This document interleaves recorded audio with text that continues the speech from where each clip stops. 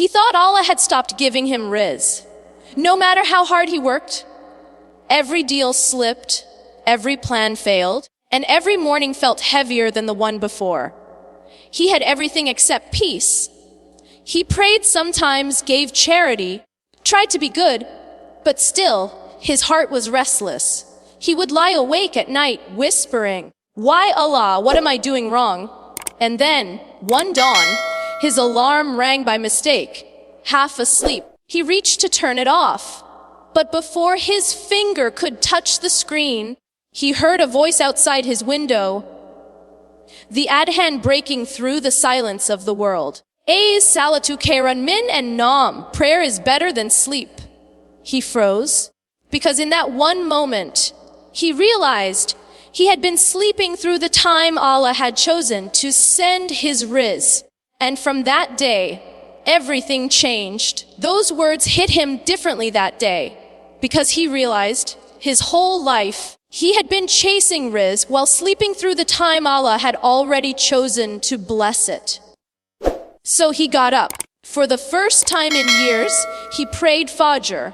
No dramatic miracle happened that day, but something within him shifted. The heaviness lifted, his chest felt lighter, and for the first time in so long, he smiled without needing a reason. He didn't know it yet, but that quiet dawn would become the start of every blessing he'd been begging Allah for. Because the secret of Fajr is Barakah. We live in a world that tells us success comes to those who hustle late, who sleep less, who sacrifice rest to work harder. But Allah tells us something different. The Prophet said, "O Allah, bless my ummah in their early mornings." Sunan ibn Majah Barakah, that unseen, gentle increase is hidden in the hours when most people are asleep. It's not just about money. It's about ease, about the way time stretches, hearts soften, and rizq finds its way to you without exhaustion. Because when you begin your morning with Allah, you are not just starting your day. You are surrendering it.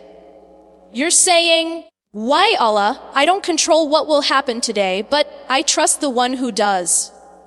And that trust is where all barakah begins. You see, rizq is not something you chase. It's something you walk toward with tawakkul. Allah says in the Qur'an, "And in the heaven is your provision and whatever you are promised." Surah Ad-Dariyat 51:2 meaning, your rizq is already written. Your job isn't to exhaust your soul chasing it, when your job is to show up with sincerity and seek it through Allah. And that begins at Fajr. Because Fajr is not just a prayer, it's a covenant, a quiet meeting between you and the one who provides. Before the world wakes up, Allah calls you to meet Him, and in that meeting, He writes blessings you can't even imagine. Every sajda before sunrise, every whispered subhanallah in the stillness of dawn, every tear shed when no one is watching, they all carry your rizq for the day. Not just money, but peace, ease, opportunities, guidance, and healing. So how do you live the barakah of Fajr, not just pray it? It begins with small, gentle steps. Step 1 to end sleep with intention. Don't end your night with Netflix, noise, or endless scrolling. End it with naya. Whisper, "Ya Allah, wake me for Fajr, because I want to meet you before the world does." Your heart responds to how you speak to it. So speak faith into your night. Step 2, nay. Make your Fajr your meeting. Don't rush it. Sit after the prayer. Talk to Allah. Tell Him your plans, your fears, your confusion. You don't need perfect words. Just an honest heart. There is a sweetness in those quiet minutes that no luxury can replace. Step 3. Begin your day from sujud, not stress. Start your work after your worship, not the other way around. Because when you prioritize Allah, He arranges your time. You'll notice your tasks get easier, your thoughts clearer, your day lighter. That's barakah, the unseen help that makes the impossible flow with ease. Step 4, protect your morning from noise. After Fajr, don't immediately dive into social media or gossip. Let your heart breathe in the silence. Recite some Qur'an. Make dikra. Say, Subhanallah, Alhamdulillah, Allahu Akbar. These words are light on the tongue, but heavy in the scale. They cleanse your heart before the world can dirty it again. Step 5. Trust the slow mornings. Barakah is not always loud. Sometimes, it's the quiet peace in your soul, the strength you feel in your patience, the door that opens when you thought there was none. Every Fajr prayed with sincerity builds your Rizq for days you haven't even lived yet. Allah loves the one who rises while others sleep. Not because He needs our prayer, but because He knows we need that connection to survive. And if you've missed Fajr before, don't drown in guilt. Return, because the Lord you're returning to never left. He's been waiting every dawn for you to come home.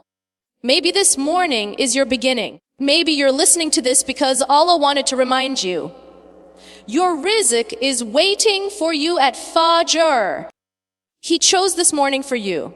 Don't waste it. Every sunrise that reaches your eyes is a sign that Allah hasn't finished writing your story. He's giving you one more chance to return, to rise, to reconnect. So when you wake tomorrow, don't rush to your phone. Rush to your prayer mat. When you feel lost, don't run to the world. Run to the one who created it. Because everything you're chasing, peace, provision, healing, answers, they are already chasing you when you rise for Fajr. May Allah make our mornings filled with light, our Rizq filled with barakah, and our hearts filled with remembrance.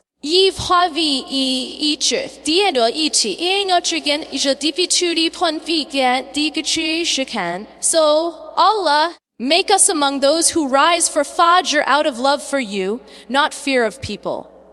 Ameen.